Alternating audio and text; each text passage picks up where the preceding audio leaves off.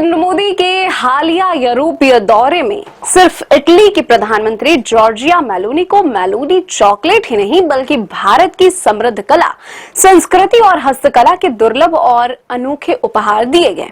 ये सांस्कृतिक तोहफे अब वैश्विक स्तर पर चर्चा का विषय बन गए हैं, जो भारत की सॉफ्ट पावर को मजबूती से प्रदर्शित कर रहे हैं।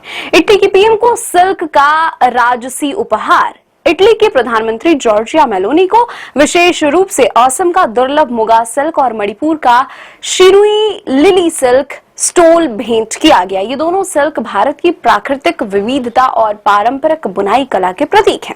दौरे के दौरान प्रधानमंत्री मोदी ने विभिन्न देशों के नेताओं को भारतीय लोक कला और पारंपरिक शिल्प कला के बेहतरीन नमूने भेंट किए और गोंड आर्ट जैसी लोक कलाएं शामिल रहीं, जो भारत की विविधता और ग्रामीण कलाकारों की प्रतिभा को दर्शाती है। साथ ही कलमकारी, पट्टचित्र और पेशवाई पेंटिंग्स ने सदियों पुरानी भारतीय हस्तकला की झलक पेश की।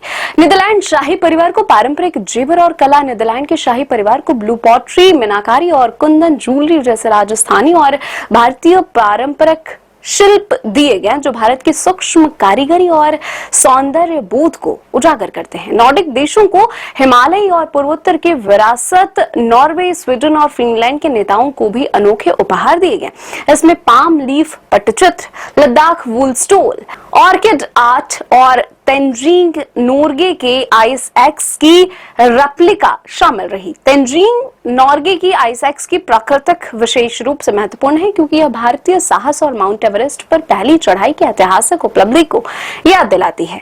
FAO चीफ को श्री अन्न का संदेश संयुक्त राष्ट्र के खाद्य एवं कृषि संगठन के महानिदेशक डॉक्टर क्यू डोंगियू को प्रधानमंत्री मोदी ने हेल्दी मिलेट बार्स और भारत के उत्तम अनाजों का संग्रह भेंट किया।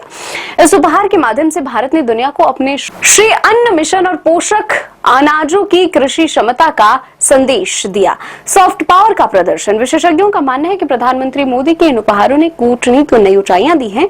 चॉकलेट या साधारण स्मृति चिन्हों से आगे बढ़कर भारत ने अपनी कला, संस्कृति, हस्तशिल्प, प्राकृतिक विविधता और कृषि विरासत को वैश्विक मंच पर प्रस्तुत किया। ये उपहार न केवल राजकीय संबंधों को मजबूत करते हैं, बल्कि भारतीय ब्रांड को दुनिया के दिलों तक पहुंचाते हैं। भारत की रणनीति वसुधैव कुटुंबकम के सिद्धांत को चरितार्थ करती दिख रही है, जहां कूटनीति के साथ साथ सांस्कृतिक आदान प्रदान को समान महत्व दिया जा रहा है।